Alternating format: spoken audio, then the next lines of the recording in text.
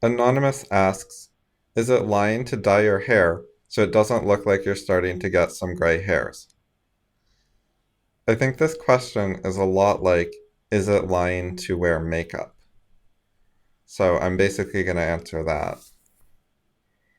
People in our society are aware that makeup and hair dye exist and are commonly used. So if they're fooled, it's kind of their own fault. But on the other hand, the reason people use these things is that it does fool people. So the purpose of them is manipulation. Not in all cases, but that is a primary reason they're used.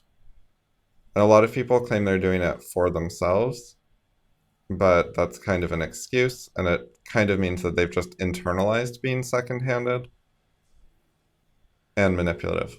And internalizing it so that it's like your own preference doesn't make it better. I think that makes it worse. Like, it'd be better to consciously know that you're dyeing your hair to appeal to other people rather than having internalized it and thinking that it's actually just about your own preferences. Like, it's bad to have other people's preferences in your head and think they're your own preferences. So this commenter at least seemed to be honest about the purpose of the hair dye. You know, they didn't claim it was so that when they look in the mirror, they like how they look better.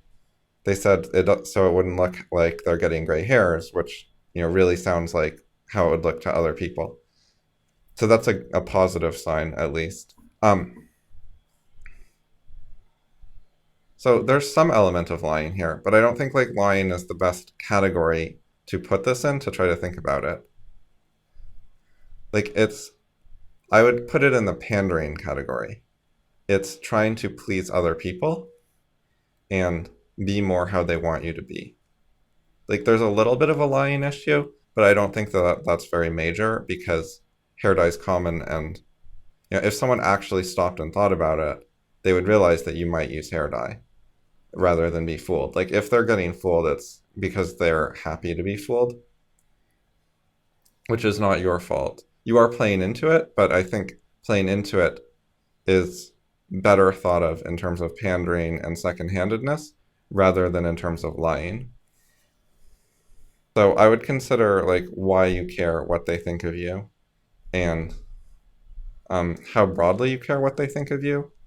Like, are you doing this in lots of areas of life, or do you have a very clear and specific reason to do it just with the hair? Like, there are certain careers where people believe that hair dye and suits and makeup and other things like that have a material impact on their financial success and getting promotions and impressing clients and so on. And there are certainly downsides to having a career with those aspects to it. But if you do have that career, you should probably do those things. Like, people aren't wrong that those things make a difference. They do make a difference in those careers.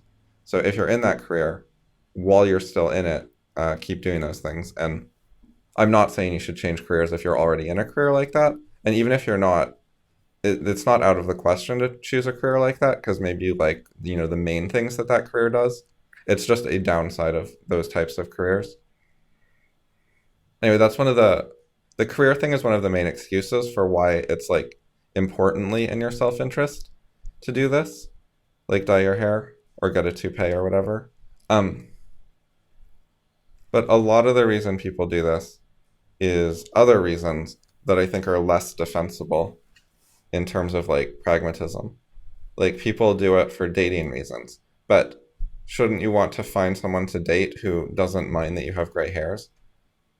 I think that it would be better to date someone who's less shallow than that, where it's okay for them to see you without any kind of makeup on. And they're looking for, you know, a smart person or whatever kind of good qualities you have, rather than someone looking for someone with good hair that you don't have. And it's this same kind of thing with like socializing with friends. You know, if your buddies care what your hair looks like that much, that is a sign that you should find better buddies. But if your customers in a business care what your hair looks like, I don't think that that's a clear sign you should find better customers. That's just what a lot of people are like. And businesses try to sell to many, many customers without being too picky about them. And I think that in general, that's good and reasonable. But when it comes to your social life and your personal life, you should be selective. And you only want to interact with a few people who share values with you instead of getting along with everyone. So pandering a little to customers makes way more sense than to friends or people you date. So I hope that helps. And podcast questions are appreciated. If you have any questions, please ask them.